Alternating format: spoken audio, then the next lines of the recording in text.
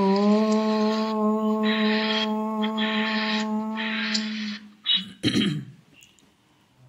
ಗುರುರ್ಬ್ರಹ್ಮ ಗುರುರ್ವಿಷ್ಣು ಗುರುರ್ದೇವೋ ಮಹೇಶ್ವರಃ ಗುರು ಸಾಕ್ಷಾತ್ ಪರಬ್ರಹ್ಮ ತಸ್ಮೈ ಶ್ರೀ ಗುರವೇ ನಮಃ. ಧ್ಯಾನ ಮೂಲ ಗುರುಮೂರ್ತಿ ಪೂಜ್ಯ ಮೂಲ ಗುರುಪಾದ ಮಂತ್ರ ಮೂಲ ಗುರುವಾಕ್ಯ ಮುಕ್ತಿ ಮೂಲ ಗುರುಕೃಪಃ. ಶ್ರೋತ್ರಿಯ ಬ್ರಹ್ಮನಿಷ್ಠ ಸದ್ಗುರು ಬಸವಾನಂದರ ಪಾದಕಮಲಗಳಿಗೂ ಹಾಗೂ ಅವರ ಪ್ರತಿರೂಪದಂತಹ ನಿಜಗುಣಪ್ಪನವರ ಪಾದಕಮಲಗಳಿಗೂ ನನ್ನ ದೀರ್ಘದಂಡ ಪ್ರಣಾಮಗಳನ್ನು ಸಲ್ಲಿಸುತ್ತಾ, ಸದ್ಗುರು ಮಾರ್ತಂಡ ಸಾಬಾಯಿ ಸದ್ಗುರುಳ ಪಾದಕಮಲಗಳಿಗೂ ಹಾಗೂ ರಾಯಪ್ಪ ಸದ್ಗುರುಳ ಪಾದಕಮಲಗಳಿಗೂ ನನ್ನ ದೀರ್ಘದಂಡ ಪ್ರಣಾಮಗಳನ್ನು ಸಲ್ಲಿಸುತ್ತಾ, ಗುರು ಸ್ವರೂಪರಾದಂಥ ನನ್ನ ಪತಿದೇವರಿಗೂ ಕೂಡ ನನ್ನ ದೀರ್ಘದಂಡ ಪ್ರಣಾಮಗಳನ್ನು ಸಲ್ಲಿಸುತ್ತಾ, ಮನದಲ್ಲಿ ಸ್ಮರಿಸಿಕೊಳ್ಳುತ್ತಾ, ತಮ್ಮೆಲ್ಲರಿಗೂ ವಂದಿಸುತ್ತಾ, ಇವತ್ತಿನ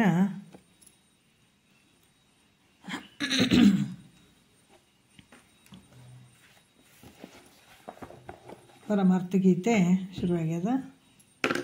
11ನೇ ಗತಿ ಒಳಗೆ 3ನೇ ನುಡಿ ಆಗ್ಯದಿಲ್ಲಿ.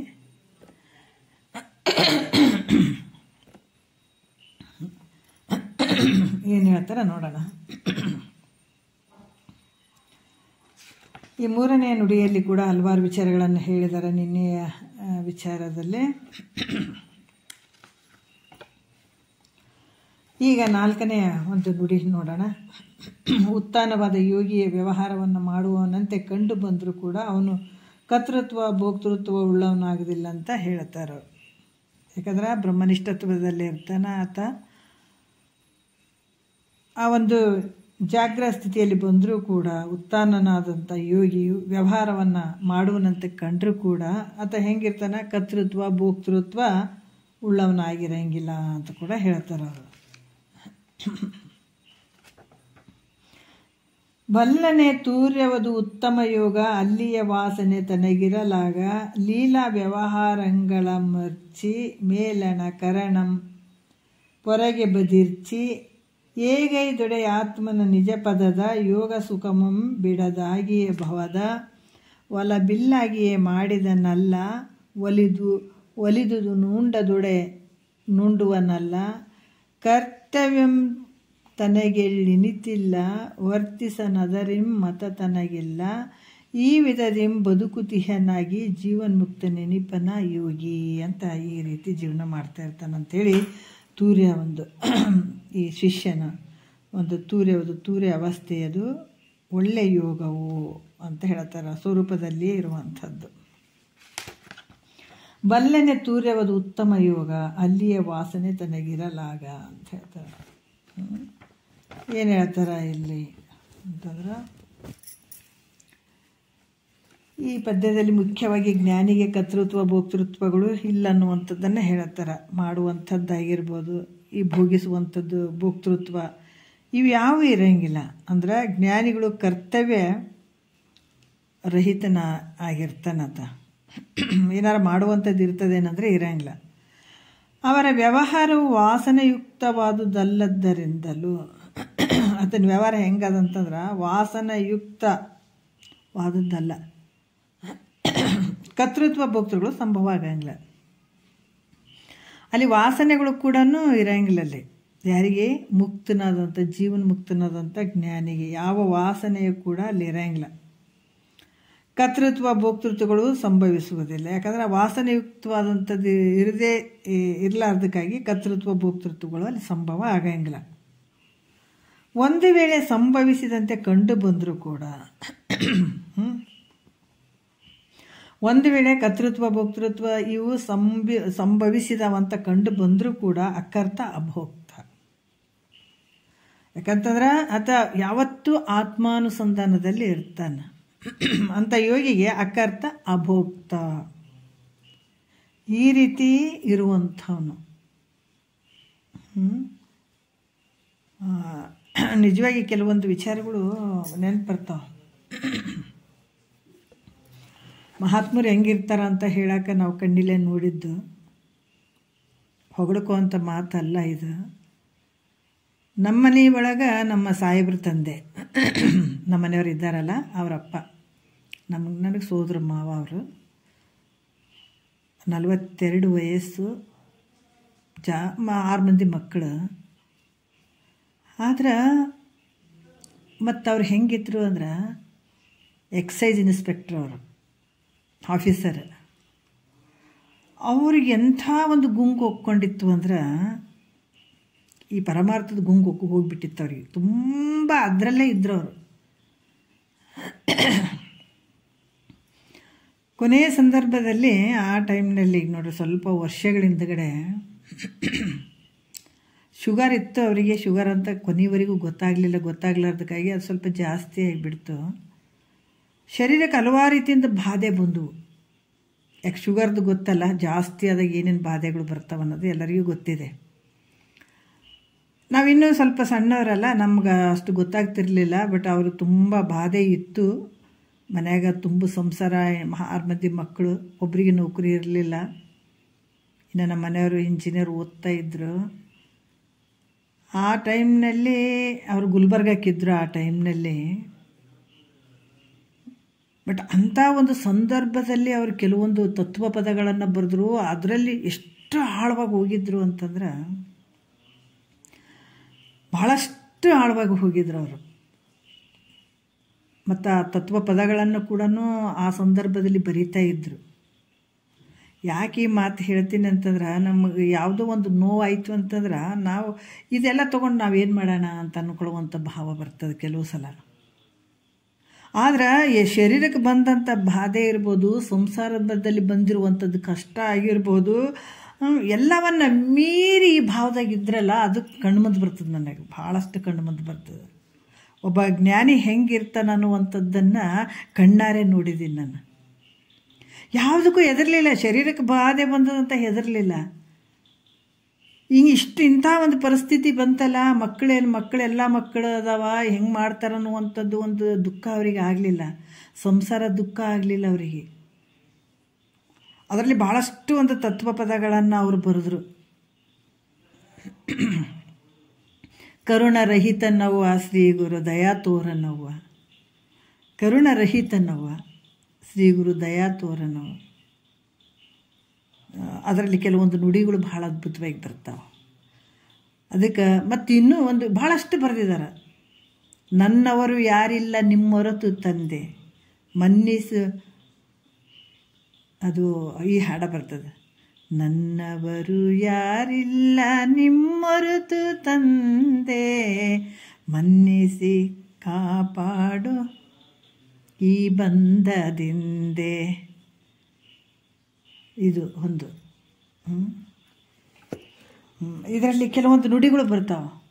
ಆರುಡ ಸ್ವಾಮಿ ಶ್ರೀ ಸಿದ್ಧಾರೂಢ ಮರಿಯದೆಯನ್ನನು ಉದ್ಧಾರ ಮಾಡ, ಪರಿಪರಿ ಜನ್ಮಕ್ಕೆ ಎಡಿ ಮಾಡಬೇಡ, ಚರಣಕ್ಕೆ ಬಿದ್ದಿರುವೆ ಕರುಣಿಸಿ ನೋಡ, ಚರಣಕ್ಕೆ ಬಿದ್ದಿರುವೆ ಕರುಣಿಸಿ ನೋಡ. ಭಾಳಷ್ಟು ಅವ್ರ ತತ್ವ ಪದಗಳು ಭಾಳ ಆಶ್ಚರ್ಯ. ಯಾಕಂದ್ರೆ ಅಂಥ ಒಂದು ಸಂದರ್ಭದಲ್ಲಿ ಇಂಥ ಭಾವ ಬರ್ಬೇಕಾದ್ರೆ ಭಾಳ ಕಷ್ಟ. ಆದ್ರೆ ಜ್ಞಾನಿಗಳು ಹಾಗೆಲ್ಲ ತೊಗೊಂಡ್ರು ನೋಡ್ರಿ. ಎಲ್ಲವನ್ನ ಬಿಟ್ಟರು, ಭಾವದಲ್ಲಿ ಎಲ್ಲವನ್ನ ಬಿಟ್ಟರು ಅವರು. ತಾವಾಗಿ ಬಿಡ್ತಾರೆ. ಅದಕ್ಕೆ ಹಿಂಗೆ ಆತ ಶರೀರದ ಒಳಗೆ ಏನೇ ಬಂದರೂ ಕೂಡ, ಸಂಸಾರದಲ್ಲಿ ಇದ್ದಾನಂತಂದ್ರೂ ಕೂಡ ಅದ್ರಾಗ ಆತ ಬೆರ್ತಿರಂಗಿಲ್ಲ. ಕರ್ತೃತ್ವ ಭೋಕ್ತೃತ್ವ ಏನಾರ ಇರ್ತದೆ ಜ್ಞಾನಿಗಂದ್ರೆ ಏನೂ ಇರೋಂಗಿಲ್ಲ. ಒಂದು ವೇಳೆ ಅದ್ರಾಗ ಇದ್ದಾನಂತ ಅಂದ್ಕೊಂಡ್ರು ಕೂಡ ಕರ್ತೃತ್ವ ಭೋಕ್ತೃತ್ವ ಆತಗ ಸಂಭವ ಆಗ್ಯದಂತ ಕಂಡು ಬಂದರೂ ಕೂಡ ಅದು ಹೆಂಗಿರ್ತಾನೆ, ಅಕರ್ತ ಅಭೋಕ್ತವಾಗಿ ಇರುವಂಥವನು. ಅದು ಈ ರೀತಿಯಾಗಿ ಆತ ಕರ್ತ ಅಭೋಕ್ತ ಆತ್ಮಾನುಸಂಧಾನವನ್ನು, ಆ ಕರ್ತ ಅಭೋಕ್ತನಾಗಿ ಆತ್ಮಾನುಸಂಧಾನವನ್ನು ಮಾಡ್ತಾ ಇರ್ತಾನೆ. ಯಾವ ಕರ್ತೃತ್ವ ಭೋಕ್ತೃತ್ವಾದಿಗಳು ಅದಕ್ಕೆ ಸಂಭವ ಆಗಂಗಿಲ್ಲ. ಅದಕ್ಕೆ ಈ ಶಿಷ್ಯನೇ ಕೇಳು, ಈ ತುರ್ಯ ಅವಸ್ಥೆಯು ಒಳ್ಳೆ ಉತ್ತಮವಾದ ಯೋಗ ಅನ್ನಿಸ್ತದ. ಈ ತುರ್ಯ ಅವಸ್ಥೆ ಒಳ್ಳೆ ಉತ್ತಮವಾದಂಥ ಯೋಗ ಅನ್ನಿಸ್ತದ. ಈ ಅವಸ್ಥೆಯಲ್ಲಿ ಅಸಂಗ ಆತ್ಮಾನುಸಂಧಾನ ರೂಪ ವಾಸನೆ ಇರ್ತದ ನೋಡ್ರಿ. ಈ ಅವಸ್ಥೆಯಲ್ಲಿ ಏನಾಗ್ತದ, ಅಸಂಗದಿಂದ ಇರುವಂಥ ಆತ್ಮನ ಅನುಸಂಧಾನ ರೂಪ ಇರ್ತದೆ ಸ್ವಲ್ಪ ಅಲ್ಲಿ. ಯಾವುದರಲ್ಲಿ? ತುರ್ಯಾವಸ್ಥೆಯಲ್ಲಿ. ಈ ವಾಸನೆಯು ಲೀಲಾ ವ್ಯವಹಾರಗಳಿಂದ ಕೂಡಿದಂಥ ಇಂದ್ರಿಯಗಳು ಇವು ಸಹಿತ ಹೊರಗೆ ಬರ್ತಾವೆ. ಇಲ್ಲಿ ಯಾವ ರೀತಿ ಅಂತಂದ್ರೆ ಕೆಲವು ಈ ವ್ಯವಹಾರಗಳಿಂದ ಯುಕ್ತವಾಗಿ ಇಂದ್ರಿಯಗಳು ಸಹಿತ ಹೊರಗೆ ಬರ್ತಾವಂತ ಶಂಕ ಮಾಡಿದ್ರೆ ಕೂಡ ಲೌಕಿಕ ವೈದಿಕ ವ್ಯವಹಾರಗಳಲ್ಲಿ ತತ್ವಜ್ಞಾನಿಗಾದರೂ ಕೂಡ ಕರ್ತೃತ್ವ ಕಂಡು ಬರ್ತದೆ. ಅದರಿಂದ ಇಷ್ಟನಿಷ್ಟ ಭೋಗವನ್ನಾದರೂ ಅವಶ್ಯ ಅನುಭವಿಸ್ತಾನ. ಅಂದಮೇಲೆ ಅಜ್ಞಾನಿಗಳಿಗಿಂತಲೂ ಜ್ಞಾನಿಗಳಲ್ಲಿ ಏನು ವಿಶೇಷ ಕಂಡು ಬರೋದಿಲ್ಲ ಅಂತ ಕೆಲವು ಸಲ ಶಂಕ ಬಂದ್ರೆ, ಅಂದ್ರೆ ಲೌಕಿಕ ಮತ್ತು ವೈದಿಕ ವ್ಯವಹಾರಗಳಲ್ಲಿ ತತ್ವಜ್ಞಾನಿಗಾದರೂ ಕೆಲವು ಏನಂದ್ರೆ ಕರ್ತವ್ಯಗಳು ಕಂಡು ಬರ್ತಾವೆ. ಲೌಕಿಕದಲ್ಲೇ ಆಗಿರ್ಬೋದು, ವೈದಿಕದಲ್ಲೇ ಆಗಿರ್ಬೋದು, ಈ ವ್ಯವಹಾರಗಳಲ್ಲಿ ತತ್ವಜ್ಞಾನಿಗಾದರೂ ಕೂಡ ಕರ್ತವ್ಯಗಳು ಹಿಂಗೆ ಮಾಡ್ಬೇಕು ಅನ್ನೋದು ಕಂಡು ಬರ್ತಾವೆ. ಅದರಿಂದ ಇಷ್ಟಾನಿಷ್ಟ ಭೋಗವನ್ನಾದರೂ ಕೂಡ, ಇಷ್ಟ ಮತ್ತು ಅನಿಷ್ಟ ಭೋಗವನ್ನಾದರೂ ಕೂಡ ಆತ ಅವಶ್ಯವಾಗಿ ಅನುಭವಿಸ್ತಾನೆ. ಅದು ಯಾವುದೇ ಆಗಿರ್ಬೋದು, ಇಷ್ಟ ಆಗಿರ್ಬೋದು, ಅದು ಇಷ್ಟ ಇರದೇ ಇರುವಂಥದ್ದಾಗಿರ್ಬೋದು, ಅದನ್ನು ಆ ಭೋಗವನ್ನು ಅವಶ್ಯವಾಗಿ ಆತ ಅನುಭವಿಸ್ಬೇಕಾಗ್ತದೆ. ಅಂದಮೇಲೆ ಅಜ್ಞಾನಿಗಳಿಗಿಂತಲೂ ಜ್ಞಾನಿಗಳಲ್ಲಿ ಏನು ವಿಶೇಷ ಕಂಡು ಬರೋದಿಲ್ಲ. ಆತನೂ ಕಷ್ಟ ಅನುಭವಿಸಕತ್ತಾನ, ಈತನೂ ಕಷ್ಟ ಅನುಭವಿಸ್ತಾನೆ, ಆತನೂ ಸುಖವನ್ನು ಅನುಭವಿಸ್ತಾನೆ, ಈತನೂ ಸುಖವನ್ನು ಅನುಭವಿಸ್ತಾನೆ, ಆತನೂ ಇಷ್ಟವನ್ನು ಪಡ್ತಾನೆ, ಇಷ್ಟಪಡದೇ ಇರುವಂಥದ್ದು ಅತಗೂ ಆದ ಈತಗೂ ಆದ ಅಂತಂದ ಮೇಲೆ ಅಜ್ಞಾನಿಗಳಿಗಿಂತಲೂ ಜ್ಞಾನಿಗಳಲ್ಲಿ ಮತ್ತು ಇಬ್ಬರಲ್ಲಿ ಏನು ವಿಶೇಷ ಕಂಡು ಬರೋಂಗಿಲ್ಲಪ್ಪ ನಮಗಂತೂ. ಆತನ ಭಾವನೆಯೂ ಒಂದೇ ಅನ್ನಿಸ್ತದ, ಅಜ್ಞಾನಿ ಭಾವನೆಯೂ ಒಂದೇ ಅನ್ನಿಸ್ತದೆ. ಆತನು ಉಣ್ತಾನೆ, ಈತನು ಪೂಜೆ, ಈತನು ವೈದಿಕ ವಿಚಾರದಲ್ಲೇನು ಈತನು ಒಂದೇ ಅದಾನ, ಲೌಕಿಕ ವಿಚಾರದಲ್ಲಿ ಈತನು ಒಂದೇ. ಹಂಗಂದಾಗ ಅಜ್ಞಾನಿಗೆ ಮತ್ತು ಜ್ಞಾನಿಗೆ ವಿಶೇಷತೆ ಅಂತ ನನಗೇನು ಕಂಡು ಬರೋಂಗಿಲ್ಲ ಅಂದ್ರೆ ಅದಕ್ಕೆ ಹೇಳ್ತಾರೆ, ಶರೀರದಿಂದಾಗುವ ವ್ಯವಹಾರ ಮಾತ್ರಕ್ಕೆ ಕರ್ತೃತ್ವವನ್ನು ಹೇಳಲಿಕ್ಕೆ ಬರುವುದಿಲ್ಲ ಅಂತ ಹೇಳ್ತಾರೆ ಅವರು. ಯಾಕಂದ್ರೆ ಶರೀರದಿಂದ ಮಾಡ್ತಾರಲ್ಲ ಅಂತ ಮಾಡುವಂಥ, ಈ ಶರೀರದಿಂದ ವ್ಯವಹಾರ ಮಾಡುವಂಥದಕ್ಕೆ ಅಲ್ಲಿ ಕರ್ತೃತ್ವವನ್ನು ಹೇಳಕ್ಕೆ ಬರೋಂಗಿಲ್ಲ.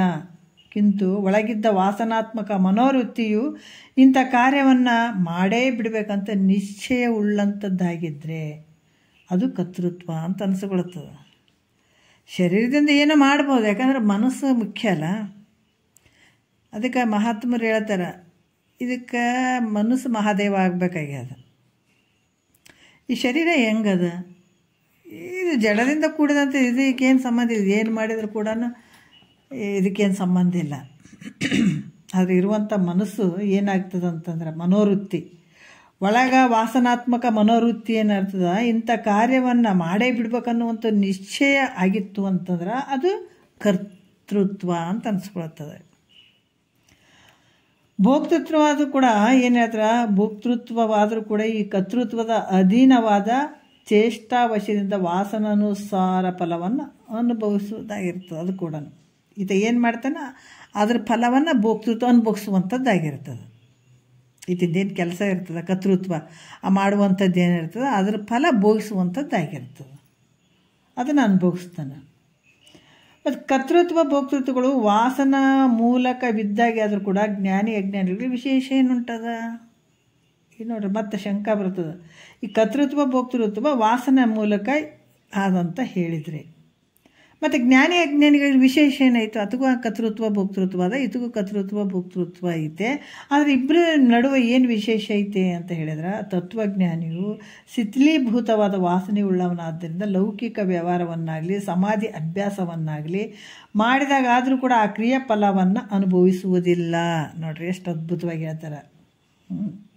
ಯಾಕಂದರೆ ತತ್ವಜ್ಞಾನಿಯಲ್ಲಿ ವಾಸನೆ ಗಂಡಂಗೆ ಬರ್ತದೆ ಅಷ್ಟೇ ಹೊರತಾಗಿ ಆತ ಯಾವ ರೀತಿ ಶಿಥಿಲೀಭೂತವಾದ ವಾಸನೆ ಉಳ್ಳವನಾದ್ದರಿಂದ ಸ್ವಲ್ಪ ಯಾವ ರೀತಿ ವಾಸನೆ ಇರ್ತಂದ್ರೆ ಕರ್ಪೂರ ಒಂದು ಡಬ್ಬಿ ಒಳಗೆ ಹಾಕಿದಾಗ ಕರ್ಪೂರ ತೆಗೆದಾಗ ಅದ್ರ ಬರೀ ವಾಸನೆ ಅಷ್ಟೇ ಇರ್ತದೆ ನೋಡ್ರಿ.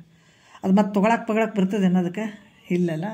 ಆ ರೀತಿ ಕೂಡಿದಂಥ ಒಂದು ಜ್ಞಾನಿ ಲೌಕಿಕ ವ್ಯವಹಾರವನ್ನಾಗಲಿ ಸಮಾಧಿ ಅಭ್ಯಾಸವನ್ನಾಗಲಿ ಮಾಡಿದಾಗ ಆದರೂ ಕೂಡ ನೋಡ್ರಿ, ಲೌಕಿಕ ವ್ಯವಹಾರ ಮಾಡಿದ್ರು ಅಥವಾ ಸಮಾಧಿ ಅಭ್ಯಾಸ ಮಾಡಿದರೂ ಕೂಡ ಆ ಕ್ರಿಯೆಯ ಫಲವನ್ನು ಅನುಭವಿಸುವುದಿಲ್ಲ.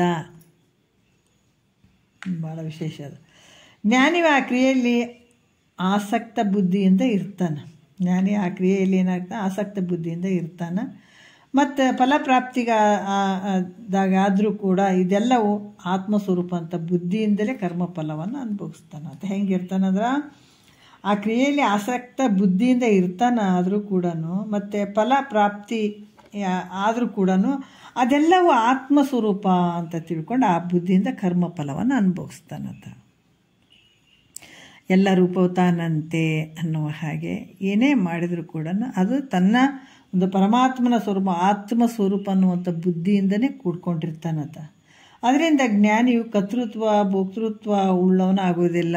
ಯಾಕಂದ್ರೆ ಎಲ್ಲ ನೋಡುವಂಥ ದೃಷ್ಟಿನೇ ಆತ್ಮ ಸ್ವರೂಪ ಆಗಿಬಿಟ್ಟದಲ್ಲೇ, ಪರಮಾತ್ಮನ ಸ್ವರೂಪನೇ ಅಲ್ಲಿ ಆಗಿಬಿಟ್ಟದಂತಂದಾಗ ನಾ ಮಾಡುವಂಥದ್ದು, ನಾವು ಹೋಗುವಂಥದ್ದು ಏನಾರು ಇರ್ತದೇನಂದರೆ ಇಲ್ಲ, ಕರ್ತೃತ್ವ ಭೋಕ್ತೃತ್ವ ಯಾವ ಅಲ್ಲಿರಂಗಿಲ್ಲ. ಕರ್ಮದ ಫಲ ಕೂಡ ಆತ, ಯಾಕಂದ್ರೆ ಈ ಒಂದು ಕರ್ತೃತ್ವ ಭೋಕ್ತೃತ್ವ ಉಳ್ಳವನ ಆಗುವುದಿಲ್ಲ ಆತ. ಅಜ್ಞಾನಿ ಪುರುಷನು ವಾಸನ ಬದ್ಧಿತನಾಗಿರೋದರಿಂದ, ಯಾಕಂದ್ರೆ ಅಜ್ಞಾನಿ ವಾಸನೆಯಿಂದ ಕೂಡ್ಕೊಂಡಿರ್ತಾನೆ, ವಿಷಯ ವಾಸನೆಗಳಿಂದ ಕೂಡ್ಕೊಂಡಿರ್ತಾನೆ. ಯಾರು? ಅಜ್ಞಾನಿ ಪುರುಷ. ಆ ಶರೀರದಿಂದ ಕ್ರಿಯೆ ಮಾಡದಿದ್ರೂ ಅವನು ಮಾಡಿದಂತೆ ಆಗ್ತದೆ. ಯಾಕಂದ್ರೆ ಆತನಲ್ಲಿ ವಿಷಯ ವಾಸನೆಗಳು ದಿಂದ ಕೂಡ್ಕೊಂಡಿರ್ತಾನೆ ಅಜ್ಞಾನಿ ಪುರುಷ.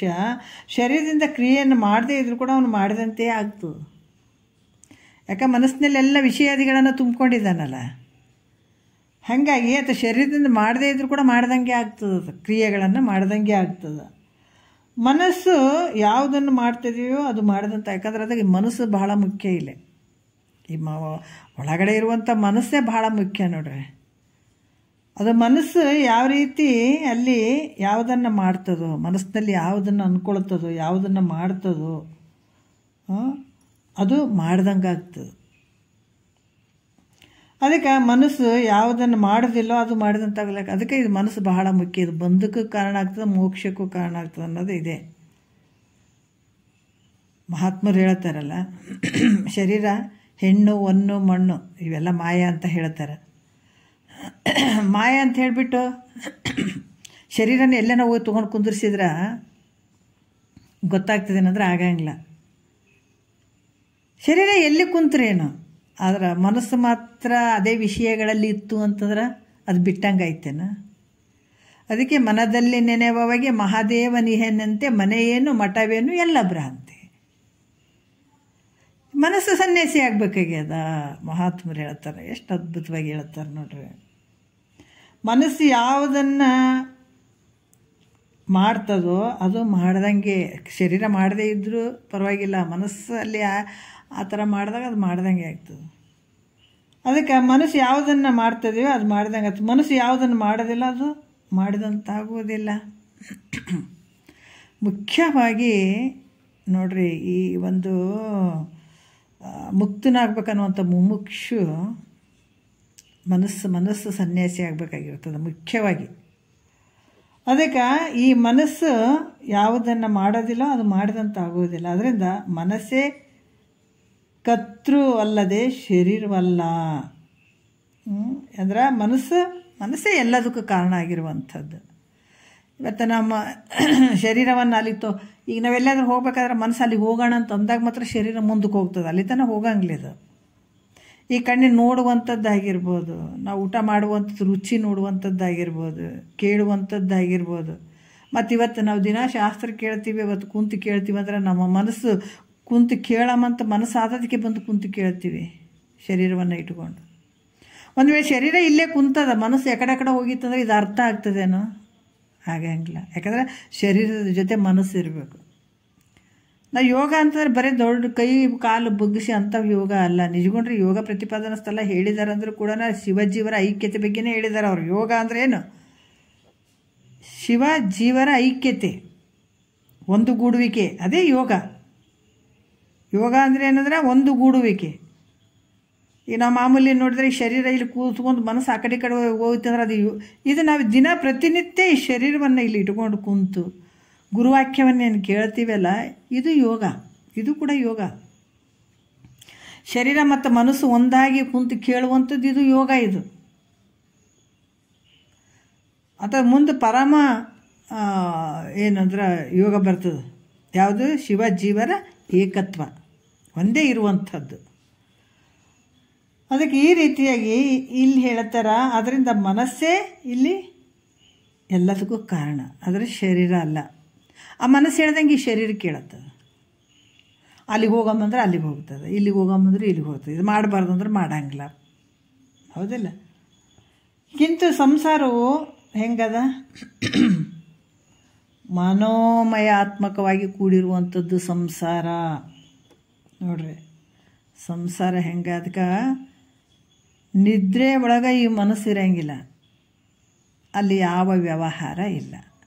ಯಾವಾಗ ಮನಸ್ಸು ಬಂತು ಶುರುವಾಯ್ತು ನೋಡ್ರಿ ವ್ಯವಹಾರ. ಅದಕ್ಕೆ ಈ ಸಂಸಾರ ಅನ್ನುವಂಥದ್ದು ಕೂಡ ಮನಸ್ಸಿನ ಮನೋತ್ಮಕ ಆದಂಥದ್ದು, ಮನೋಮಯಾತ್ಮಕವಾಗಿರುವಂಥದ್ದು ಈ ಸಂಸಾರ. ಎಲ್ಲಕ್ಕೂ ಮೂಲ ಕಾರಣ ಇದೇ ಮನಸ್ಸು ರೀ. ಎಲ್ಲದಕ್ಕೂ ಮುಖ್ಯವಾಗಿ ಕಾರಣವಾಗಿರುವಂಥದ್ದು, ದುಃಖಕ್ಕೆ ಕಾರಣವಾಗಿರುವಂಥದ್ದು ಇದೇ ಮನಸ್ಸು, ಸುಖಕ್ಕೆ ಕಾರಣ ಆಗಿರುವಂಥದ್ದು ಇದೇ ಮನಸ್ಸು, ಸ್ವರ್ಗ ನರಕಗಳಿಗೆ ಹೋಗುವಂಥದ್ದು ಇದೇ ಮನಸ್ಸು, ಸದ್ಗುರುಗೆ ಶರಣಾಗತನಾಗಿ ನನ್ನನ್ನು ನಾ ತಿಳ್ಕೊಳ್ಬೇಕಂತ ಕೂತ್ಕೊಂಡು ಮುಕ್ತನಾಗುವಂಥದ್ದು ಇದೇ ಮನಸ್ಸೇ. ಈ 84 ಲಕ್ಷ ಜೀವರಾಶಿಗೆ ಸಂಸಾರ ಏನಾದ್ರು ಜನನ ಮರಣ ಇವೆಲ್ಲದಕ್ಕೆ ಒಳಗಾಗಿರುವಂಥದ್ದು ಇದು ಮನಸ್ಸು. ಇದೆಲ್ಲಕ್ಕೂ ಮನಸ್ಸು ಕಾರಣ. ಅದಕ್ಕೆ ಮನೋಮಯಾತ್ಮಕವಾಗಿರುವಂಥದ್ದು. ಇನ್ನು ಆತ್ಮಜ್ಞಾನಿಗಳ ಮನಸ್ಸು ಹೆಂಗತ್ತದ, ಮಳೆಯಾಗಲು ಮೃಗತೃಷ್ಣೆಯು ಅಡಗಿದಂತೆ. ನೋಡ್ರಿ ಅವ್ರ ಆತ್ಮಜ್ಞಾನಿಗಳ ಮನಸ್ಸು ಹೆಂಗಾಗ್ತದ, ಮಳೆ ಬಂದಾಗ ಈ ಮೃಗತೃಷ್ಣೆಯು ಅಡಗಿದಂತೆ. ಈ ಮಳೆ ಬಂದಾಗ ರೋಡ್ ಮೇಲೆ ನೀರು ಕಾಣಿಸ್ತಿರ್ತದೆ ಅಲ್ಲ, ಮಧ್ಯಾಹ್ನ ಸಂದರ್ಭದಲ್ಲಿ ಬಿಸಿಲು ಇರ್ತದೆ, ನಾವೆಲ್ಲರೂ ಹೋಗಬೇಕಾದಾಗ ನೀರು ನಿಂತಂಗೆ ಆಗ್ತದೆ ರೋಡ್ ಮೇಲೆ. ಯಾವಾಗ ಮಳೆ ಬಂತು ಅಂದಾಗ ಅದು ಕಾಣಂಗಿಲ್ಲ ನಮಗೆ. ಅದೇ ರೀತಿ ಕೂಡ ಆತ್ಮಜ್ಞಾನಿಗಳ ಮನಸ್ಸು ಹಂಗಿರ್ತದೆ, ಏನೊಂದು ಇರಂಗಿಲ್ಲ ಅಲ್ಲಿ. ಮತ್ತು ಈ ಸೂರ್ಯನ ಪ್ರಕಾಶದಲ್ಲಿ, ಭಾಳ ಚಂಡ ಸೂರ್ಯನ ಪ್ರಕಾಶದಲ್ಲಿ ಹಿಮಕಣಗಳು ಅಡಗಿದಂತೆ. ಸೂರ್ಯನ ಪ್ರಕಾಶದಲ್ಲಿ ಹಿಮಕಣಗಳು ಹೆಂಗೆ ಅಡಗಿರ್ತಾವ ಆ ರೀತಿ ಸೂರ್ಯ ಅವಸ್ಥೆಯಲ್ಲಿ ಉಪಶಮನವನ್ನು ಹೊಂದುತ್ತಾವೆ. ಸೂರ್ಯ ಅವಸ್ಥೆಯಲ್ಲಿ ಅಂದ್ರೆ ಇವ್ಯಾವೂ ಇರೋಂಗಿಲ್ಲ, ಯಾವ ವ್ಯವಹಾರಗಳು ಅಲ್ಲಿ ಇರೋಂಗಿಲ್ಲ. ಅದರಿಂದ ಜ್ಞಾನಿಗಳ ಮನಸ್ಸು ವಿಷಯಾನಂದದಿಂದ ವಿಶ್ರಾಂತಿಯನ್ನು ಹೊಂದುವುದಿಲ್ಲ ಅಂತ ಹೇಳ್ತಾರೆ. ಯಾಕಂದ್ರೆ ಅದರಿಂದ ಜ್ಞಾನಿಗಳ ಮನಸ್ಸು ವಿಷಯಾನಂದದಿಂದ ಯಾವ ರೀತಿ ಅಂತಂದ್ರೆ ಸ್ವರೂಪಾನಂದದಿಂದ ಶೂನ್ಯವಾದದ್ದು ಅಲ್ಲ, ಶಿಲಾದಿಗಳಂತೆ ಅಚಲವಾದದ್ದೂ ಅಲ್ಲ, ವಾಯುವಿನಂತೆ ಚಲನವುಳ್ಳದ್ದೂ ಅಲ್ಲ, ಸತ್ತು ಅಲ್ಲ ಅಸತ್ತು ಅಲ್ಲ, ಇವುಗಳ ಮಧ್ಯಾವಸ್ಥೆಯಲ್ಲಿ ಉಳ್ಳದ್ದೂ ಅಲ್ಲ, ಕಿಂತು ಭ್ರಮಾತ್ಮಕ ಸುಖರೂಪವಾಗಿಯೇ ಇರ್ತದ. ಅಜ್ಞಾನಿಯ ಮನಸ್ಸು ನೋಡ್ರಿ ಈ ಥರ ಇರ್ತದ ಅಂತ ಕೂಡ ಅವರು ಹೇಳ್ತಾರೆ. ಜ್ಞಾನಿಗಳ ಮನಸ್ಸು ಯಾವ ರೀತಿ ಅಂತಂದ್ರೆ, ಜ್ಞಾನಿಗಳ ಮನಸ್ಸು ವಿಷಯಾನಂದದಿಂದ ವಿಶ್ರಾಂತಿಯನ್ನು ಹೊಂದುವುದಿಲ್ಲ ಮತ್ತು ಸ್ವರೂಪಾನಂದದಿಂದ ಶೂನ್ಯವಾದದ್ದೂ ಅಲ್ಲ, ಶಿಲಾದಿಗಳಂತೆ ಅಚಲವಾದದ್ದೂ ಅಲ್ಲ, ವಾಯುವಿನಂತೆ ಚಲನವುಳ್ಳದ್ದೂ ಅಲ್ಲ, ಸತ್ತು ಅಲ್ಲ ಅಸತ್ತು ಅಲ್ಲ, ಇವುಗಳ ಮಧ್ಯಾವಸ್ಥೆಯುಳ್ಳದ್ದೂ ಅಲ್ಲ, ಕಿಂತು ಭ್ರಮಾತ್ಮಕ ಸುಖರೂಪವಾಗಿಯೇ ಇರ್ತದ. ಮತ್ತು ಅಜ್ಞಾನಿಯ ಮನಸ್ಸು ಕೆಸರಿನಲ್ಲಿ ಗಜವು ಸಿಕ್ಕು ಬಿದ್ದಂತೆ ವಾಸನಾ ರೂಪ ಕೆಸರಿನಲ್ಲಿ ಬಿದ್ದಿರ್ತದೆ. ಅಜ್ಞಾನಿಯ ಮನಸ್ಸು ಹೆಂಗಾಗಿರ್ತಂದ್ರೆ, ಕೆಸರಿನಲ್ಲಿ ಗಜ ಆನೆ ಸಿಕ್ಕು ಬಿದ್ದು ಅದು ಹೆಂಗೆ ಒದ್ದಾಡ್ತಿರ್ತದೆ ಆ ರೀತಿಯಾಗಿ ವಾಸನಾ ರೂಪ ಕೆಸರಿನಲ್ಲಿ ಬಿದ್ದಿರ್ತದೆ. ವಿಷಯಾದಿಗಳ ಒಂದು ವಾಸನಾ ರೂಪ ಒಂದು ಕೆಸರಿನಲ್ಲಿ ಅಜ್ಞಾನಿಯ ಒಂದು ಮನಸ್ಸು ಬಿದ್ದಿರ್ತದೆ. ಅದು ವಾಸನಾ ಮೂಲಕ ಸುಖ ದುಃಖಗಳಾಗ್ತವೆ. ಈ ಮನಸ್ಸಿನಲ್ಲಿ ಏನಂದ್ರೆ ಸುಖ ದುಃಖ ಎಲ್ಲಿ ತೋರ್ತಂದ್ರೆ ಮನಸ್ಸಿನಲ್ಲೇ ತೋರ್ತದೆ. ಯಾವಾಗ ನಮಗೆ ಬೇಕು ಬೇಕು ಬೇಕು ಅಂತ ಅದ್ರ ಬೆನ್ನು ಹತ್ತಿದಾಗ ಅವಾಗ ದುಃಖ ಆಗ್ತದೆ. ಯಾವಾಗ ಅದು ಬೇಡ ಅಂತ ತ್ಯಾಗ ಮಾಡ್ತೀವಿ ಅವಾಗ ಸುಖ ಐತೆ. ನಮಗೆ ನಿದ್ರೆ ದೃಷ್ಟ ಅಂತ ಒಂದು ಭಾಳ ಚಂದ ಕೊಡ್ಬೋದು. ಯಾಕಂದರೆ ನಿದ್ರೆ ಒಳಗೆ ಬೇಕು ಅನ್ನೋದಿಲ್ಲ, ಆಸೆ ಇಲ್ಲ, ಯಾವುದೂ ಇಲ್ಲ, ಕಾಮ ಕ್ರೋಧಾದಿಗಳು ಯಾವುದೂ ಇರೋಂಗಿಲ್ಲ, ಮನಸ್ಸು ಇರೋಂಗಿಲ್ಲ. ಹಾಗಾಗಿ ಅಲ್ಲಿ ಭಾಳ ಆನಂದವಾಗಿ ಇರ್ತೀವಿ. ಯಾವಾಗ ಮುಂಜಾನೆ ಮನಸ್ಸು ಇವೆಲ್ಲ ಬರ್ತಾವ ಆವಾಗ ನಾವು ಬೇಕು ಅನ್ನುವಂಥ ಒಂದು ಬಲೆಗೆ ಬಿದ್ದಾಗ ಅಲ್ಲಿ ದುಃಖ ಶುರುವಾಗ್ತದೆ. ಅದಕ್ಕೆ ಇಲ್ಲಿ ಕೂಡ ಏನು ಹೇಳ್ತಾರೆ, ಈ ಮನಸ್ಸು ಕೆಸರಿನಲ್ಲಿ ಗಜವು ಸಿಕ್ಕು ಬಿದ್ದಂತೆ ವಾಸನ ರೂಪ ಕೆಸರಿನಲ್ಲಿ ಬಿದ್ದಿರ್ತದೆ. ವಾಸನ ಮೂಲಕ ಸುಖ ದುಃಖಗಳು ಆಗ್ತದೆ. ಸುಖ ದುಃಖಗಳು ಎದರಿಂದ ಆಗ್ತದೆ? ಇದೇ ವಾಸನೆಯಿಂದನೇ ಸುಖ ದುಃಖಗಳು ಆಗ್ತವೆ. ಹೊರಗೆ ಮಹಾತ್ಮರು ಹೇಳ್ತಾರೆ, ಇದಕ್ಕೆ ಎಷ್ಟು ಹುಚ್ಚಿಡ್ದದಪ್ಪ. ಸುಖ ಹೊರಗಾದಂತ ಹುಡುಕ್ತದ, ದುಃಖ ಹೊರಗಾದಂತ ಹುಡುಕ್ತದ. ಅದರಿಂದ ಸುಖ ಆಯ್ತು ಅಂತದ, ಇದರಿಂದ ಸುಖ ಆಯಿತು ಅಂತದ. ಆದರೆ ನಿಜವಾಗಿ ಹೊರಗೆ ಸುಖನೂ ಇಲ್ಲ, ದುಃಖನೂ ಇಲ್ಲ. ಅದು ನಿನ್ನೊಳಗೆ ಐತೆ. ಅದಕ್ಕೆ ಇದ್ರ ಹೊರತು ಶರೀರದಿಂದ ಅಲ್ಲ ಎಂಬುದಕ್ಕೆ ಒಂದು ದೃಷ್ಟಾಂತವನ್ನು ಹೇಳ್ತಾರೆ ಅವರು. ಯಾಕಂದ್ರೆ ಇದು ಯಾವ ರೀತಿ ವಾಸನ ಮೂಲಕ ಸುಖ ದುಃಖಗಳು ಆಗ್ತಾವ ಹೊರತು ಶರೀರದಿಂದ ಅಲ್ಲ ಅನ್ನೋದಕ್ಕೆ ಒಂದು ದೃಷ್ಟಾಂತ ಕೊಡ್ತಾರೆ. ಶರೀರದಿಂದ ಸುಖ ದುಃಖ ಇಲ್ಲ. ಇದು ಎದರಿಂದ ಆಗ್ತದಪ್ಪ ಅಂದ್ರೆ ಈ ವಾಸನೆಯ, ಈ ಮನಸ್ಸೇನಾದ್ರೆ ಈ ವಾಸನೆಯ ಮೂಲಕ ಈ ಸುಖ ದುಃಖಗಳು ಆಗ್ತಾವೆ. ಅದಕ್ಕೊಂದು ದೃಷ್ಟಾಂತ ಅಂದ್ರೆ, ಸುಖವಾಗಿ ಹಾಸಿಗೆ ಮೇಲೆ ಮಲಗಿಕೊಂಡ ಪುರುಷ ತಗ್ಗಿನಲ್ಲಿ ಬೀಳದಿದ್ದರೂ ತಗ್ಗಿನಲ್ಲಿ ಬೀಳುವ ವಾಸನೆಯಿಂದ ಕೂಡಿದ ಮನಸ್ಸುಳ್ಳವನಾದ್ದರಿಂದ ಸ್ವಪ್ನಾವಸ್ಥೆಯಲ್ಲಿ ಅವಶ್ಯ ತಗ್ಗಿನಲ್ಲಿ ಬಿದ್ದು ದುಃಖವನ್ನು ಅನುಭವಿಸ್ತಾನೆ. ಯಾಕಂದ್ರೆ ಸುಖವಾಗಿ ಹಾಸಿಗೆ ಮೇಲೆ ಮಲಗಿದಾನ, ಆತ ತಗ್ಗಿನಲ್ಲಿ ಬಿದ್ದಿಲ್ಲ. ಆದರೂ ಕೂಡ ತಗ್ಗಿನಲ್ಲಿ ಬೀಳುವ ವಾಸನೆಯಿಂದ ಕೂಡಿದ ಮನಸ್ಸುಳ್ಳವನು ಸ್ವಪ್ನಾವಸ್ಥೆಯಲ್ಲಿ ಅವಶ್ಯ ತಗ್ಗಿನಲ್ಲಿ ಬಿದ್ದು ದುಃಖವನ್ನು ಅನುಭವಿಸ್ತಾನೆ. ಸ್ವಪ್ನದಲ್ಲಿ ಕಂಡಂಗೆ ಆಗ್ತದೆ ಅದಕ್ಕೆ ವಾಸನೆಯ ಮೂಲಕ. ಮತ್ತೊಬ್ಬನು ಜಾಗೃತ ಅವಸ್ಥೆಯಲ್ಲಿ ಶರೀರದಿಂದ ತಗ್ಗಿನಲ್ಲಿ ಬಿದ್ದಾಗಾದರೂ ಕೂಡ ಮತ್ತೊಬ್ಬ ಜಾಗೃತದಲ್ಲಿ, ಈತ ಸ್ವಪ್ನದಲ್ಲಿ ಬಿದ್ದು ಆ ತಗ್ಗಿನಲ್ಲಿ ಬಿದ್ದು ಆತ ಏನು ಮಾಡಿದ, ದುಃಖವನ್ನು ಅನುಭವಿಸ್ದಂಗೆ ಆಯಿತು. ಅದು ನಿಜವಾಗಿ ಬಿದ್ದಾನೇನಂದ್ರೆ ಇಲ್ಲ, ಕನಸಿನಲ್ಲಿ ವಾಸನೆಯ ಮೂಲಕ ಬಿದ್ದಂಗಾಗಿ ಆ ದುಃಖವನ್ನು ಅನುಭವಿಸ್ದಂಗೆ ಆಯಿತು.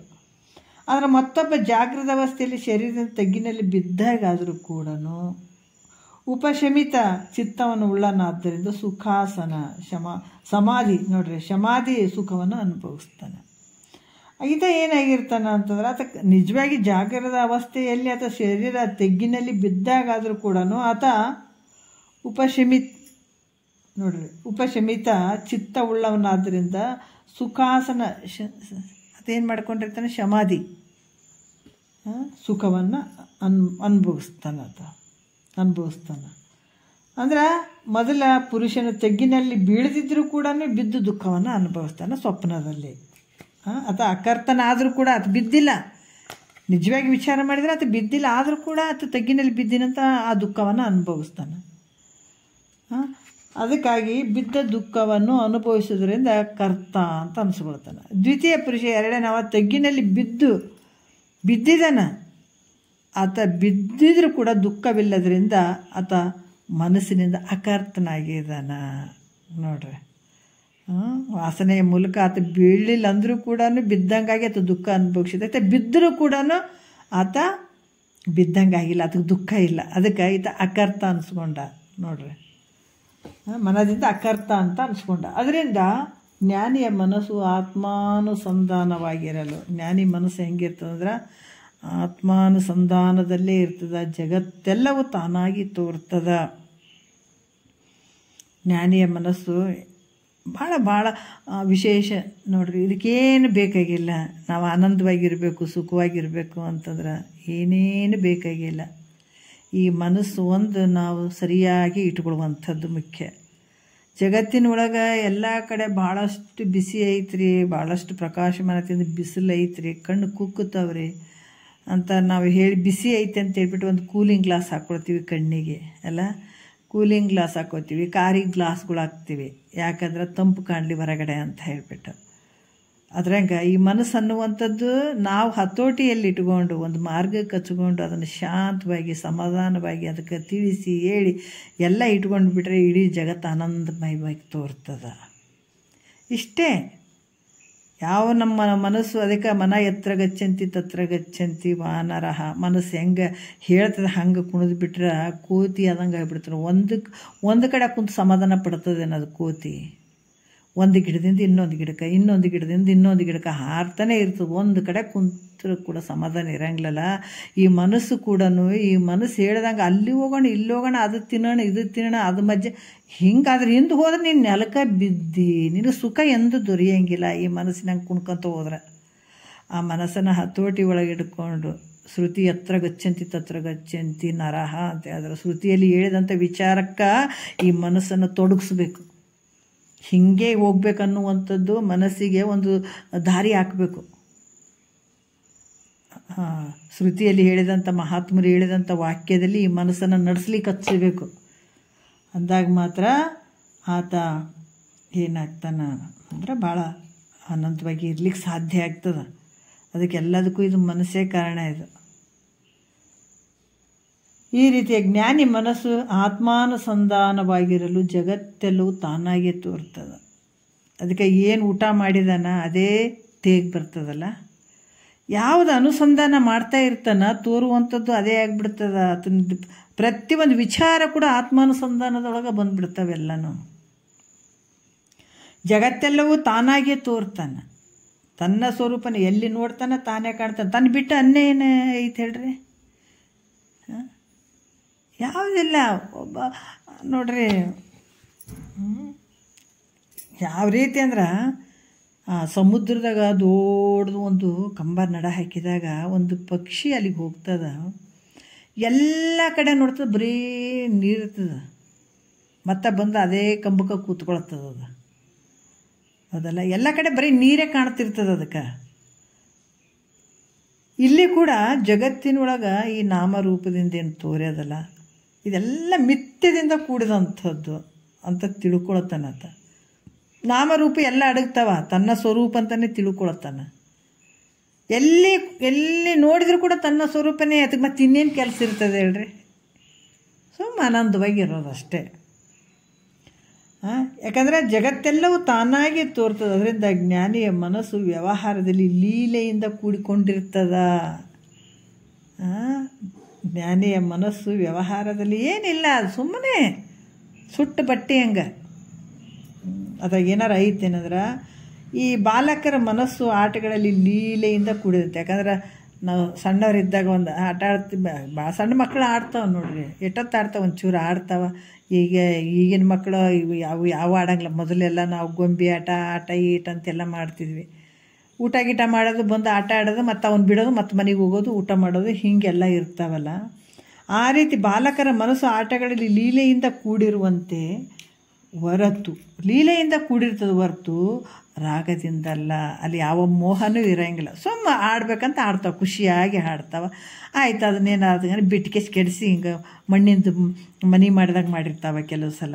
ಮಣ್ಣಿನ ಹೊರಗಡೆ ಆಟ ಆಡಬೇಕಾದಾಗ ಅಪ್ಪ ಅಮ್ಮ ಕದ್ಗಾನೆ ಅದ್ರ ಮೇಲೆ ಏನಾರು ಮೋಹ ಇಟ್ಟಿರ್ತಾವೇನಂತಂದರೆ ಇಲ್ಲ, ಸುಮ್ಮ ಆಡ್ತಾವೆ ಬರ್ತಾವೆ. ಹಾಗೆ ಜ್ಞಾನಿ ಮನಸ್ಸು ಕೂಡ ವ್ಯವಹಾರಗಳು ಲೀಲಾ ಮೂಲಕ ಮಾಡುವುದರಿಂದ ಜ್ಞಾನಿ ಮನಸ್ಸು ಕೂಡ ಅದು ಎಲ್ಲವನ್ನ ಮಿಥ್ಯ ಅಂತ ತಿಳ್ಕೊಂಡು ತನ್ನ ಶರೀರವನ್ನು ಹಿಡ್ಕೊಂಡು, ಶರೀರ ಯಾವಾಗಾರ ಹೋಗಲಿ ಯಾವಾಗನ ಬಿಡಲಿ ಅದಕ್ಕೇನು ಗಮನ ಇರೋಂಗಿಲ್ಲ ಶರೀರದ ಬಗ್ಗೆ. ಮತ್ತು ಶರೀರನೇ ಸುಳ್ಳು ಅಂತ ತಿಳ್ಕೊಂಡಾತ ಈ ಶರೀರಕ್ಕೆ ಸಂಬಂಧಪಟ್ಟೋದ್ರ ಮೇಲೆ ಏನಾರು ರಾಗ ಮಾಡ್ತಾನೆ ಮಹಾತ್ಮ? ಯಾವುದು ರಾಗ ಮಾಡೋಂಗಿಲ್ಲ. ನಾವು ಅರ್ಥ ಮಾಡ್ಕೋಬೇಕು, ಅದಕ್ಕೆ ಯಾವ ಆಸೆನೂ ಇರೋಂಗಿಲ್ಲ.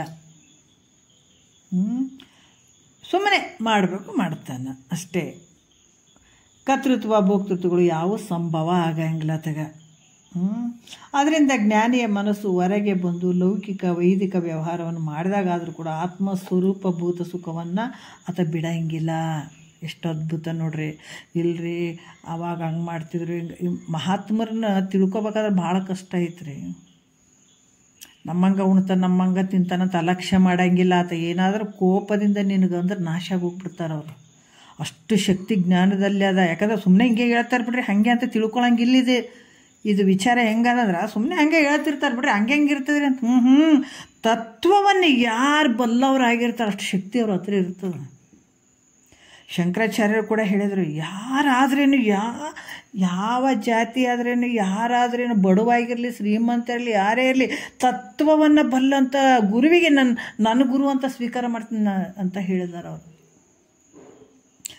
ನಿಜಗೊಂಡ್ರು ಕೂಡ ಹೇಳ್ತಾರೆ, ಅವರು ಇವರು ಎನ್ನದೆ ನಿಜವರಿದವರ ಅಂಗರಿಗೆ ಅವನತನಾಗಿ ಸಂತಸದಿಂದ ಅಂತ ಹೇಳ್ತಾರೆ ನೋಡ್ರಿ.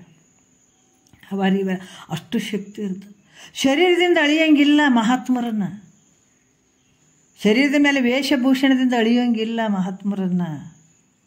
ಅಥವಾ ಒಳಗೆ ತತ್ವವನ್ನು ಬಲ್ಲಂತ ಆಗಿದ್ದಂತಂದ್ರೆ ಭಾಳ ಎಚ್ಚರಿಕೆ ಇರಬೇಕಾಗ್ತದೆ, ಭಾಳ ಎಚ್ಚರಿಕೆ ಇರಬೇಕಾಗ್ತದೆ. ಅದಕ್ಕೆ ಇಲ್ಲಿ ಕೂಡ ಹೇಳ್ತಾರೆ ವ್ಯವಹಾರವನ್ನು. ಆತ ಜ್ಞಾನಿ ಮನಸ್ಸು ಯಾವತ್ತು ತನ್ನ ಒಂದು ಬ್ರಹ್ಮಾನಂದದಲ್ಲೇ ಇರ್ತದೆ. ಒಂದೇ ವೇಳೆ ಅತ್ತಂದು ಮನಸ್ಸು ಲೌಕಿಕ ಮತ್ತು ವೈದಿಕ ವ್ಯವಹಾರವನ್ನು ಮಾಡಿದಾಗಾದರೂ ಕೂಡ ಆತ್ಮ ಸ್ವರೂಪ ಅಂದ್ರೆ ಏನು ಅನುಸಂಧಾನ, ಆತ್ಮನ ಒಂದು ಅನುಸಂಧಾನದಲ್ಲಿ ಇರ್ತಾನಲ್ಲ, ಆ ಸುಖವನ್ನು ತ್ಯಾಗ ಮಾಡಂಗಿಲ್ಲ, ಅದೇ ಸುಖದಾಗೆ ಇರ್ತಾನಂತ. ಮಳೆ ಹನಿಯು ಆಕಾಶ ಪ್ರತಿಬಿಂಬದಂತೆ ಕೂಡಿರುವಂತೆ. ನೋಡ್ರಿ, ಮಳೆ ಹನಿಯು ಆಕಾಶ ಪ್ರತಿಬಿಂಬದಿಂದ ಕೂಡಿರುವಂತೆ ಮನಸ್ಸು ಸ್ವರೂಪ ಸುಖದಿಂದ ಕೂಡಿಕೊಂಡೇ ಇರ್ತದೆ. ಅಥವಾ ಒಳಗು ಹೊರಗು ಒಂದೇ ಆಗಿರ್ತಾನೆ. ಒಳಗೆ ಹೆಂಗಿರ್ತಾನೆ, ಹೊರಗು ಹಂಗೆ ಇರ್ತಾನೆ. ಆದ್ರೆ ಎಲ್ಲರ ಜೊತೆ ಸ್ವಲ್ಪ ಮಾತಾಡ್ತಾನೆ, ವ್ಯವಹಾರ ಮಾಡ್ದಂಗೆ ಕಾಣ್ತದೆ. ಲೌಕಿಕದಲ್ಲಿ ವ್ಯವಹಾರ ಮಾಡ್ದಂಗೆ ಕಾಣ್ತದೆ, ವೈದಿಕದಲ್ಲಿ ಕೆಲವು ವ್ಯವಹಾರ ಮಾಡ್ದಂಗೆ ಕಾಣ್ತದೆ. ಆದ್ರೆ ಆತನ ಬಳಿ ಏನಿಲ್ಲರಿ ಅಂತ ಅನ್ನಂಗಿಲ್ಲ. ಅದಕ್ಕೆ ಭಾಳ ಜಾಗ್ರ ಇರಬೇಕಾಗ್ತದೆ. ಜ್ಞಾನಿ ಹತ್ರ ಭಾಳ ಜಾಗ್ರ ಇರಬೇಕಾಗ್ತದೆ. ಹೇಳ್ತಾರಲ್ಲ, ಪರಮಾತ್ಮನ ಇವತ್ತು ಶ್ರಾವಣ ಅಂತೇಳಿ ಪರಮಾತ್ಮನ ತೃಪ್ತಿ ಪಡಿಸ್ಬೇಕಂತ ನಾನಾ ರೀತಿಯಿಂದ ಬೇರೆ ಬೇರೆ ಮಾರ್ಗದಾಗ ಹೋಗ್ಬಿಡ್ತಾರೆ. ಒಬ್ಬ ಪರಮಾತ್ಮ ತೃಪ್ತಿ ಆಗ್ಬೇಕಾದ್ರೆ ಒಬ್ಬ ಸದ್ಗುರುವಿನ ಸಂತೃಪ್ತಿ ಮಾಡಿದಾಗ ಮಾತ್ರ ಪರಮಾತ್ಮ ತೃಪ್ತನಾಗ್ತಾನೆ, ಪರಮಾತ್ಮನ ಕೃಪೆಗೆ ಪಾತ್ರನಾಗ್ತಾನೆ. ಈ ಮಾತು ಸಿದ್ಧಾರೂಢರೇ ಹೇಳಿದ್ದು. ಯಾವ ರೀತಿ ಪರಮಾತ್ಮ ಸಂತೃಪ್ತನಾಗಬೇಕಾಗಿತ್ತು ಅಂದ್ರೆ ಒಬ್ಬ ಜ್ಞಾನಿ ಮೂಲಕ ಅಂತ ಹೇಳ್ತಾರೆ ಅವರು. ಜ್ಞಾನಿ ಸಂತೃಪ್ತ ಆದ್ಮೇಲೆ ಪರಮಾತ್ಮ ಸಂತೃಪ್ತ ಆದಂಗೆ ಅಂತ ಹೇಳ್ತಾರೆ ಅವರು. ಅದಕ್ಕೆ ಇಲ್ಲಿ ಕೂಡ ಹೇಳ್ತಾರೆ, ಮನಸ್ಸು ಸ್ವರೂಪ ಸುಖದಿಂದ ಕೂಡಿಕೊಂಡೇ ಇರ್ತದೆ ಅನ್ನುವಂಥ ಭಾವ ಆತಂದು. ಅದರಿಂದ ಸಂಸಾರ ಸಂಬಂಧದ ಸಮಾಚಾರವೇ ಇಲ್ಲ. ಸಂಸಾರ ಅಥವಾ ಸಾಯ್ತೀನಿ ಅನ್ನುವಂಥದ್ದಲ್ಲ, ಹುಡ್ತೀನಿ ಅನ್ನುವಂಥದ್ದಲ್ಲ, ಸಂಸಾರದ ಯಾವುದೇ ಸಂಬಂಧದ ವಿಚಾರ ಅಂತೂ ಇಲ್ಲವೇ ಇಲ್ಲ ಆತನ ಹತ್ರ. ಯಾಕಂದರೆ ಬಾಲಕನು ಲೀಲಾ ಮೂಲಕ ಆಟವನ್ನು ಆಡ್ತಾ ಇರಬೇಕಾದ್ರೆ ಆತ ದುಃಖವಾದರೂ ಸುಖವೆಂದು ಹೇಗೆ ಭಾವಿಸ್ತಾನೋ ಹಾಗೆ ನೋಡ್ರಿ, ಲೀಲಾ ಮೂಲಕ ಆತ ಮಗು ಆಡ್ತಾ ಇರ್ತದೆ. ಆದರೆ ರೀತಿ ಜ್ಞಾನಿಯು ದುಃಖವನ್ನು ಯಾವ ರೀತಿ ಏನೇ ದುಃಖ ಇದ್ದರೂ ಕೂಡ ಅದಕ್ಕೆ ಯಾವ ರೀತಿಯಿಂದನೂ ಅದನ್ನು ವಿಚಾರ ಮಾಡಂಗ್ಲತ್ತ. ಲೀಲಾ ಮೂಲಕ ಅನುಭವಿಸುವುದರಿಂದ ಅದಕ್ಕೆ ಸುಖವಾಗಿಯೇ ತೋರ್ತದೆ. ಭಾಳಷ್ಟು ಮಹಾತ್ಮರು ಈಗಿಲ್ಲ ಅಂತಲ್ಲ, ಈಗೂ ಇದ್ದಾರೆ ಎಲೆಮರೆಕಾಯಿ ಹಂಗೆ. ಅವ್ರು ಯಾವುದೇ ದುಃಖ ಬಂದರೂ ಕೂಡ ಅದನ್ನು ಈಸಿಯಾಗಿ ಅದನ್ನು ಅನುಭವಿಸ್ತಾರೆ. ಲೀಲೆ ಅಂತ ಅನುಭವಿಸ್ತಾರೆ. ತಮ್ಮ ಶರೀರಕ್ಕೆ ಏನೇ ತೊಂದರೆ ಆದರೂ ಕೂಡ ಅವ್ರ ಸುತ್ತಮುತ್ತ ಏನು ತಮಗೆ ಯಾವ ರೀತಿ ದುಃಖ ಬಂದರೂ ಕೂಡ ಅದನ್ನು ಅವರು ಯಾವ ರೀತಿಯಿಂದ ಆ ದುಃಖವನ್ನು ಲೀಲಾ ಮೂಲಕ ಅನುಭವಿಸ್ತಾರೆ ಅವರು. ಮತ್ತು ಆ ದುಃಖ ಕೂಡ ಅವ್ರಿಗೆ ಸುಖವಾಗಿ ತೋರ್ತದೆ. ಅದಕ್ಕೆ ಹೇಳ್ತಾರೆ ಮಹಾತ್ಮರು, ಎಷ್ಟು ಕಾಡತೀನಿ ಕಾಡವ್ವ, ಕಾಡಿದಷ್ಟು ಎನೆಗೆ ಪಾಡವ್ವ ಅಂತಾರೆ. ಕಾಡು ನಿನಗೂ ಒಂದು ಕಾಲ ಐತೆ ಕಾಡು ಅಂತಾರೆ ಅವರು. ಎಷ್ಟು ಕಾಡ್ತಿ ಕಾಡವ್ವ, ನೀ ಕಾಡಿದಷ್ಟು ಎನೆಗೆ ಪಾಡವ್ವ. ಅವರೇ ಸಾಕ್ಷಿ ರೂಪವಾಗಿ ನೋಡ್ತಾರೆ. ಶರೀರಕ್ಕೆ ಬಂತ ರೋಗ ಅಂದ್ರೆ ನನಗ ಬಂತು ಅಂತ ಅವ್ರು ಎಂದು ನೆಲಕ್ಕೆ ಬಿಡ್ತಾರೆ ಅನ್ನೋರು. ಅದನ್ನ ಎದುರಿಟ್ಟು ನೋಡ್ತಾರೆ, ಎಷ್ಟು ಚಂದಲ್ಲ ಇದಕ್ಕೆ ಬಂದದ ಶರೀರಕ್ಕೆ ಬಂದದ ಇದು ರೋಗ, ಅನುಭವಿಸ್ಲಿ ಅಂತಾರೆ. ಯಾವುದೇ ದುಃಖ ಬಂದರೂ ಕೂಡ ಇದು ಬರಬೇಕಾಗಿತ್ತು, ಬಂದದ, ಬರಲಿ ಅಂತಾರೆ ಅವರು. ಅಷ್ಟೇ ಖುಷಿಯಿಂದ ಅನುಭವಿಸ್ತಾರೆ ದುಃಖವನ್ನು ಅವರು ಮಹಾತ್ಮರು. ಅದರಿಂದ ಅವರು ಏನಂತ ಸುಖವಾಗಿ ತೋರ್ತದ್ರಿಂದ ಮಾಡಿದರೂ ಕೂಡ ಮಾಡಿದವನಲ್ಲ, ಏನಾರ ವ್ಯವಹಾರ ಮಾಡಿದರೂ ಕೂಡ ಮಾಡಿದವನಲ್ಲ. ನಾವು ಅರ್ಥ ಮಾಡ್ಕೋಬೇಕು. ಜ್ಞಾನಿ ನಮ್ಮೊಳಗೆ ಇರ್ತಾನೆ, ನಮ್ಮಂಗೆ ತಿಂತಾನೆ. ಇವನೇನಂತಂದ್ರೆ ನಾಶ ಆಗಿ ಹೋಗ್ತಾರೆ. ಅದಕ್ಕೆ ಆತ ಏನೇ ಮಾಡಿದರೂ ಕೂಡ ಆತ ಮಾಡ್ದಂಗಲ್ಲ. ಉಂಡಾನಂದ್ರೂ ಕೂಡ ಆತ ಉಂಡವನಲ್ಲ ಅಂತ ಹೇಳ್ತಾರೆ ಅವರು. ಅರ್ಥಾತ್ ವಾಸನೆ ಇಲ್ಲದೆ ಇರುವುದರಿಂದ ಜ್ಞಾನಿ, ಅದಕ್ಕೆ ಯಾವ ವಾಸನೆಗಳು ಇಲ್ಲ ಮನಸ್ಸಿನಲ್ಲಿ, ಯಾವ ವಾಸನೆಗಳು ಇಲ್ಲಲ್ಲ. ಅದಕ್ಕೆ ಈ ರೀತಿ ವಾಸನೆ ಇಲ್ಲದೆ ಇರುವುದರಿಂದ ಜ್ಞಾನಿಯು ಜೀವನ್ಮುಕ್ತನೆನಿಸ್ತಾ ಇರ್ತಾನೆ. ಏನೊಂದಿಲ್ಲ ಆತ, ಎಲ್ಲ ಜೀವತ್ವ ಭಾವ ಸಂಪೂರ್ಣವಾಗಿ ಅಡಗಿರ್ತದ. ಹೆಂಗಿರ್ತಾನತ? ಜೀವನ್ಮುಕ್ತ ಅಂತ ಇರ್ತಾನೆ. ಪರಮಾತ್ಮನ ಎಲ್ಲಿ ತರ್ತೀರಿ ಹೇಳ್ರಿ? ಪರಮಾತ್ಮನ ಪ್ರತಿರೂಪನೇ ಸದ್ಗುರು. ಈಗ ವಾಸನ ಕ್ಷಯ ಮನೋನಾಶವನ್ನು ಮಾಡಿಕೊಂಡು ವಾಸನ ಕ್ಷಯನೂ ಆಗಿರ್ತದ, ಮನಸ್ಸು ಕೂಡ ನಾಶ ಆಗಿರ್ತದ. ಅದನ್ನ ಬಲ್ಲಿ ವಿಚಾರ ಮಾಡೋಕ್ಕೆ ಮನಸ್ಸಿದ್ರೆ ತಾನೆ. ಮನ ನಾಶವನ್ನು ಕೂಡ ಮಾಡಿಕೊಂಡು ಜೀವನ್ಮುಕ್ತನಾಗಿರ್ತಾನತ.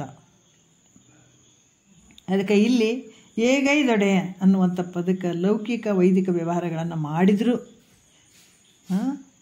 ಮಾಡಿದರೂ ಕೂಡ ಅಂತ ಈ ವಿಚಾರ ತೊಗೊಳ್ಬೇಕು.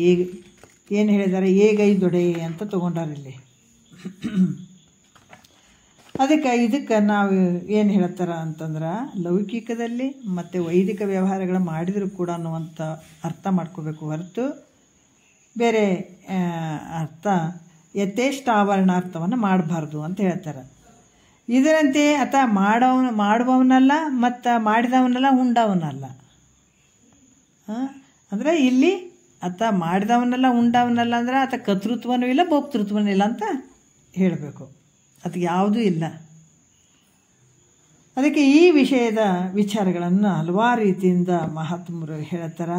ಅದಕ್ಕೆ ಮಾಡುವಂಥದ್ದು ಅದು ಯಾವುದೂ ಇಲ್ಲ. ಆತ ಜೀವನ ಮುಕ್ತನಾಗಿ ಈ ರೀತಿ ವ್ಯವಹಾರ ಮಾಡ್ತಾನೆ. ಹೀಗೆ ಇರಬೇಕು ಹಾಗೆ ಇರ್ಬೇಕಂತ ಇರೋದಿಲ್ಲ. ಆತ ಮಾಡ್ತಾನಂದ್ರೂ ಕೂಡ ಸುಟ್ಟ ಬಟ್ಟೆ ತೋರ್ತದಲ್ಲ, ಹಿಡ್ಕೊಳಕ್ಕೆ ಹೋದ್ರೆ ಬಟ್ಟೆ ನಮ್ಮ ಕೈ ಸಿಗ್ತದೇನಂದ್ರೆ ಇಲ್ಲ, ವಾಸನೆಯ ಮೂಲಕ ಅದು ಕೂಡ ಹೋಗಿರ್ತದೆ. ವಾಸನೆ ಕೂಡ ಹೋಗಿರ್ತದೆ ಮತ್ತು ಮನೋ ಕೂಡ ನಾಶ ಆಗಿರ್ತದೆ. ಹಾಗಾಗಿ ಆತಗೆ ಯಾವುದು ಮಾಡಿದಾನಂದ್ರೆ ಮಾಡಿದಂಥವನು ಅಲ್ಲ, ಉಂಡನಂದ್ರೆ ಉಂಡಂಥವನು ಅಲ್ಲ ಅನ್ನುವಂಥ ವಿಚಾರವನ್ನು ಹೇಳ್ತಾರೆ. ಮತ್ತು ಇನ್ನೂ ಒಂದು ಹೇಳ್ತಾರೆ, ಮನೋನಾಶ ಆಗ್ಯದಂತ ಹೇಳಿದರು ಮತ್ತು ವಾಸನೆ ಕ್ಷಯ ಆಗ್ಯದಂತ ಹೇಳ್ಯಾರ ಜೀವನ್ಮುಕ್ತನಲ್ಲಿ. ಈ ಜೀವನ್ಮುಕ್ತರು ಮನದಿಂದಲೂ ಮತ್ತು ಶರೀರದಿಂದಲೂ ಹೆಂಗೆ ವ್ಯವಹಾರ ಮಾಡ್ತಾರೆ ಪ್ರಶ್ನೆ. ಮತ್ತು ಮನಸ್ಸನ್ನು ಏನಾಗ್ಯದ, ನಾಶ ಆಗ್ಯದ ಅಂತ ಹೇಳಕತ್ತೀರಿ. ಆಮೇಲೆ ವಾಸನ ಕ್ಷಯ ಅಂತ ಆಗ್ಯದಂತ ಹೇಳಕತ್ತೀರಿ. ಆದರೂ ಕೂಡ ಅವ್ರ ಮನಸ್ಸು ಆದ, ಶರೀರನೂ ಆದ. ಈ ಮನಸ್ಸಿನಿಂದಲೂ ಶರೀರದಿಂದಲೂ ಮತ್ತು ಹೆಂಗೆ ವ್ಯವಹಾರ ಮಾಡ್ತಾನತ್ತ ಅನ್ನುವಂಥದ್ದು ಸ್ವಲ್ಪ ಪ್ರಶ್ನೆ ಆಗ್ತದಲ್ಲ, ಹೆಂಗಿರ್ಬೋದು ಅಂತ. ಇದನ್ನು ನಾಳೆ ನೋಡೋಣ. ಮನಸ್ಸು ಕ್ಷಯ ಆಗ್ಯದಂತಂದಮೇಲೆ ಮನೋವಾಸನೆ ಮತ್ತು ಈ ವಾಸನೆ ಕ್ಷಯ ಎರಡೂ ಆಗಿದಾವಂತಂದಾಗ ಮತ್ತು ಅದು ಹೆಂಗೆ ಶರೀರ ಐತೆ ಮತ್ತು ಜೀವನ್ಮುಕ್ತ ಆಗ್ಯಾನಂದ್ರೂ ಕೂಡ ಪ್ರಾರಬ್ಧ ಮುಗಿಯೋವರೆಗೂ ಶರೀರ ಉಳ್ಕೊಂಡಿರ್ತದಂತ. ಮತ್ತು ಹೆಂಗೆ ವ್ಯವಹಾರ ಮಾಡ್ತಾನತ್ತ ಮುಂದೆ ಅಂತ ಅನ್ನುವಂಥದ್ದನ್ನು ವಿಚಾರ ಮಾಡ್ತಾರೆ. ಯಾಕಂದ್ರೆ ನಮ್ಮ ಒಂದು ವಿಚಾರದಲ್ಲಿ ನೋಡಿದರೆ ನಾವು ಗುರುನಾಥ್ ರೂಢರು ತೊಗೊಳ್ಬೋದು. ಹಲವಾರು ಮಹಾತ್ಮರು ಒಂದು ಜೀವನ್ಮುಕ್ತರಾದಂಥ ಒಂದು ವಿಚಾರಗಳು ನಮ್ಮ ಕಣ್ಣು ಮುಂದೆ ಬರ್ತಾವೆ. ಆ ವಿಚಾರವನ್ನು ನಾಳೆ ನೋಡೋಣ. ಒಂದೆರಡು ಮಾತು ಗುರುಗಳ ಪಾದಕ್ಕೆ ಅರ್ಪಿಸಿ ಹರ ಓಂ.